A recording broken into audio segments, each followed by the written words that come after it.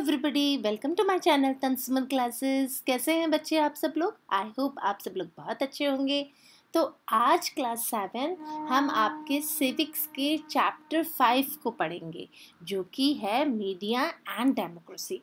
यानी लोकतंत्र में मीडिया किस तरीके से परफॉर्म करता है, मीडिया का काम क्या होता है डेमोक्रेसी में। तो मीडिया यानी पत्रकारिता, अब वो किस तरीके से काम करता है कि हमारे जो डेमोक्रेटिक कंट्री है उसमें मीडिया अपना बहुत बड़ा रोल प्ले करता है। वो किस तरीके से करता है, इस चैप्टर में हम आज उसी के बारे में पढ़ने वाले हैं। तो आप सब लोग इससे पहले लाइक और सब्सक्राइब ज़रूर करिए, ठीक है। चलिए शुरू करते हैं। तो इससे पहले आपको देखिए, आप जैसे ही चैप्टर स्टार्ट करते हैं आपको एक छोटे से एक पैराग्राफ में एक दिया हुआ है कि जुलाई अगस्त 2004 की बात है कि फ्लड आया बिहार में और 800 पीपल्स किल्ड हो गए, ठीक है। मोस्टली द पुअर्स, जो कि अधिकांश लोग क्या थे, गरीब थे। As many as 9300 villages got submerged, और लोग क्या हुए, पानी में गांव डूब गए, ठीक है। और कितने, 9300 villages, and living over 2.1 crore people homeless हो गए, उनके पास कोई घर नहीं था। एंड हंग्री, बहुत ज़्यादा भूख की वजह से भी लोग अपना घर बार सब छोड़ के चले गए। A fund of about ₹20 crore was released for flood relief by the government and other sources, but in reality, अब आपको यहाँ पे समझने की ज़रूरत है, in reality scarcity of relief materials like food and water lead to riots by the hungry villagers. 5 people died in police firing. और जो खाना दिया जाता है फ्लड में, है ना, खाने के पैकेट्स दिए जाते हैं इन, और साथ ही साथ में पानी जो दिया गया, इन सब की भागा दौड़ में लोगों में बहुत ज़्यादा भीड़ भड़का हो गया और पुलिस को फायरिंग करनी पड़ी, जिसमें कि 5 लोगों की मौत हो गई। Almost a year later mainstream newspaper come up with the shocking report.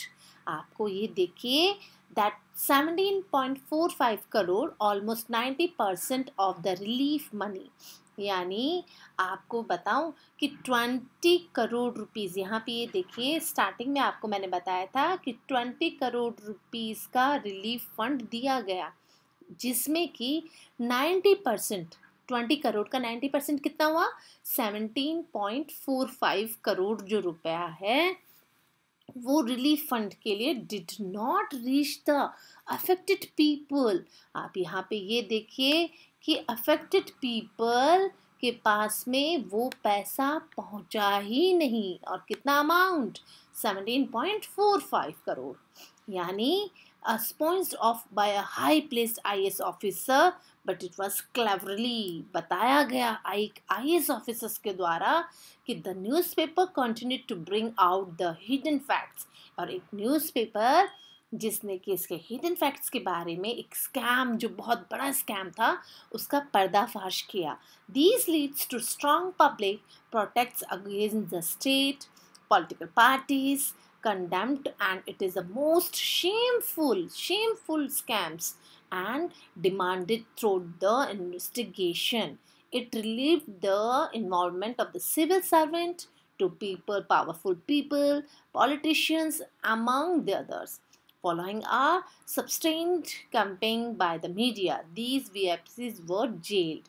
अब आप ये देखिए कि जो VIP पर्सन्स थे, जो पॉलिटिशियंस थे, जो सिविल सर्वेंट्स जो थे, उनके द्वारा इन पैसों को खा लिया गया, सीधी भाषा में कि इनका इस्तेमाल किया ही नहीं गया उन अफेक्टेड लोगों के ऊपर जो कि इस फ्लड में अफेक्टेड हुए थे, होमलेस हुए थे।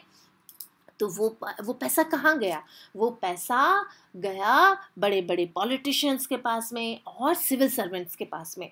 तो एक न्यूज़पेपर ने इसको उजागर किया, यानी with the help of media लोगों तक ये बात पहुंची कि देखो ऐसा ऐसा काम हुआ है। यानी यहाँ पे इन सब के पीछे किसका रोल है इम्पॉर्टेंट? यहाँ पे रोल इम्पॉर्टेंट है मीडिया का। यानी हमें आज ये समझने की ज़रूरत है कि अगर मीडिया ऑनेस्टली अपना काम करता है तो किसी भी देश के विकास को रोकना संभव नहीं है। यानी with the help of media कोई भी देश अपना विकास कर सकता है, डेवलप हो सकता है, ऑनेस्टली अगर काम हो तो चलिए आज देखते हैं कि इसमें और क्या क्या है, क्या इंटरेस्टिंग चीज़ आज हमें सीखने के लिए मिलेगी। रीड द केस, हमने जो केस रीड किया in the box, discuss with your partner how the investigation report published in the newspaper made all the differences। आप जैसे ही क्लास में अगर ये रिपोर्ट पढ़ते हैं तो सबके अपने अपने व्यूज़ होंगे, ठीक है। You know the alignment citizens and sound public opinion as initial for the proper functioning of the democracy. यानी हमारे लिए लोगों का सुझाव, लोगों के विचार लेना बहुत ज़्यादा ज़रूरी है। In addition the providing information in the form of news media also give us a wide range of opinion. आपको पता है, आप जब न्यूज़ सुनते हैं तो कोई भी न्यूज़ चैनल में क्या बताया जाता है कि क्या आप अपना वोट दीजिए, क्या आप इस बात से सहमत हैं, है ना, कि 2024 में जो इलेक्शंस होंगे उनमें कौन जीतेगा, कौन हारेगा, क्या आपको लगता है कि भारत पाकिस्तान का जो युद्ध हो रहा है तो उसमें हमारे देश का बहुत बड़ा पैसा खर्च हो रहा है। तो इसमें ओपिनियन है ना, फॉर एग्जांपल मैंने पूछा तो इसमें हमारे ओपिनियन पूछे जाते हैं कि क्या हमें करना चाहिए, क्या नहीं करना चाहिए। ठीक उसी तरीके से इन सब चीज़ों में जब ओपिनियन लिया जाता है फिर उसको एनालाइज किया जाता है कि हमारे लिए कौन से इम्पॉर्टेंट इश्यूज़ हैं जिसको कि कंट्री को क्लियर करना चाहिए। So it also promote accountability in the public life. यानी इससे क्या होता है, पब्लिक जो लाइफ होती है वो थोड़ी सी इजी हो जाती है।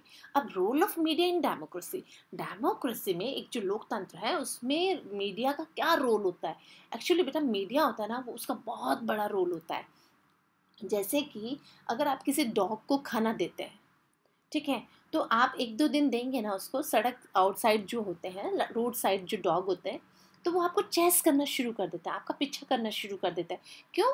क्योंकि अब वो आपके बारे में और जानना चाहते हैं, उनको लगता है कि आपको उनसे आपसे उनको कुछ ना कुछ मिलने वाला है, ठीक है। तो यानी मीडिया जो है उसको हमें यहाँ पे समझने की ज़रूरत है कि किस तरीके से पॉलिटिकल इंफॉर्मेशन, पब्लिक डिबेट जो होती है वो मीडिया करवाता है। And bypassing on the expert opinion of the people became the key of the in the hand of the informed and the participating citizen। यानी हमारे देश में लोगों का इसमें रोल प्ले करता है, इसमें लोगों से सहमति ली जाती है, लोगों को पार्टिसिपेट करने का मौका दिया जाता है। So it explain to people flow and the excitement system make it the easy for the people to make intelligent decisions about public affair। यानी अगर हम लोगों को सोचने का मौका देंगे, उनको पार्टिसिपेट करने का मौका देते हैं तो इससे एक इंटेलिजेंट डिसीजन आगे आता है और वो डिसीजन एक देश के लिए बहुत बड़ा काम करता है, बहुत बड़ा हेल्पफुल होता है वो। So it protects the democratic interest of the people. In modern democracies the media covers many aspects of the life including political, social, economic and cultural. यानी जो मीडिया है ना वो हमारी राजनीति तो देखता ही देखता है, सामाजिक जो समाज में क्या हो रहा है, आर्थिक रूप से हम कितने मजबूत हो रहे हैं, फाइनेंशियली हम कितने मजबूत हो रहे हैं as compare to other countries, और साथ ही साथ हमारा जो कल्चर है उसके बारे में पूरे देश में सबको पता चलता है। किससे? With the help of media. तो ऑब्जेक्टिव ऑफ मीडियाज क्या है? तो ऑब्जेक्टिव भी होते हैं इसमें। In order to function as a watchdog of democratic values the media need to fulfil some initial objective. और अगर अपना काम सुचारू रूप से करना है किसी मीडिया को तो उसे कुछ ना कुछ इनिशियल ऑब्जेक्टिव्स को फॉलो करना पड़ेगा। जैसे कि separation of news from the opinion, लोगों की अलग अलग सोच होती है ना, तो अपनी सोच के अनुसार न्यूज़ नहीं बनानी है। Separation of news and business interest of the newspaper, newspaper में जो बिजनेस इंटरेस्ट होता है वो सेपरेशन रखना चाहिए, ठीक है, if the to get mixed it may interfere with the media responsibility towards people at large. और जहाँ पे कि दो मिक्स हो जाते हैं तो मीडिया की जो रिस्पॉन्सिबिलिटी होती है लोगों की वो बहुत ज़्यादा बढ़ जाती है। अब फ्रीडम टू प्रेस क्या है, ये देखिए, फ्रीडम टू प्रेस बताता है कि किस तरीके से मीडिया को थोड़ा सा ढील देनी चाहिए ताकि वो अपनी आवाज़ उठा सके और सच्चाई को सबके सामने ला सके। तो फ्रीडम किस तरीके से दें, there is no specific provision in the constitution. Constitution में कोई एक अलग से हमें प्रोविज़न नहीं दिया गया है granting to the freedom of press, but it is very much included in the freedom of expression. जो संविधान है उसमें इसके बारे में ज़्यादा उल्लेख नहीं है, लेकिन फ्रीडम ऑफ जो हमारा फ्रीडम ऑफ एक्सप्रेशन है वो हमें आर्टिकल 19 का 1A में बताया गया है कि यानी हमें हमारी बात को एक्सप्रेस करने की आज़ादी है। Freedom to express means the freedom to express not only our views but also the views of others by any means including printing. सिर्फ हमें हमारे ही व्यूज़ बताने की आज़ादी नहीं है, यानी हमें दूसरों के व्यूज़ को भी सुनना चाहिए, उनके व्यूज़ के बारे में भी लोगों को बताना चाहिए, इवन इसमें इंक्लूड करना चाहिए प्रिंटिंग को भी। तो freedom of expression however it is not absolute freedom, it is the subject to limitation continued by the article 2। Article 19 में जो है उसमें दिया गया है कि आपको फ्रीडम है, आपको आज़ादी है अपनी बात कहने की, but if any poses a threat of the security, sovereignty and the integrity of the country, friendly relation with the foreign countries, public order, dances of the morality, of the prevention of the concept of the court and defamation। यानी अब आपको देखना होगा कि हमारे friendly relations कैसे हैं, other countries से कैसे हैं, पब्लिक ऑर्डर्स क्या क्या निकलते हैं, साथ ही साथ हमें मॉरलिटी भी रखनी पड़ती है। So not to give one sided account of events, यानी हम एक तरफा हम उसको नहीं देख सकते, ठीक है। So not to give one sided account of event भी शामिल करना चाहिए, and give only reports that are based on fact. और सिर्फ जो फैक्ट है, जो सच्चाई है, वही हमें आगे लानी चाहिए। यानी कि जो रिपोर्ट कोई भी मीडिया कर्मी जो रिपोर्ट बनाता है वो किस पे बेस्ड होने चाहिए, वो रियल फैक्ट्स पे बेस्ड होने चाहिए। And avoid destructions of news. Now media should be never resort of the sensationalism, यानी सेंसेशनलिज्म में बिलीव क्या करना चाहिए, नहीं करना चाहिए। The media should never resort to this.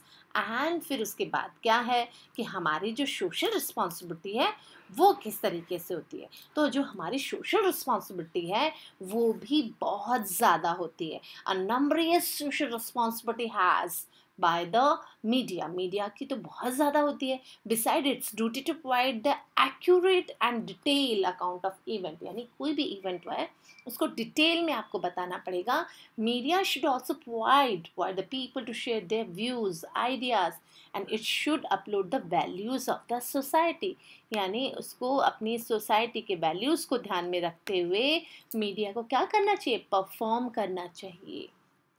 And dealing with the powers of the information, some media firms may become center of the economic political power। जिस तरीके से मीडिया के पास में इंफॉर्मेशन होती है वो सेंटर की इकोनॉमिक और पॉलिटिकल पावर जो होती है उसके बारे में लोगों को बताते हैं।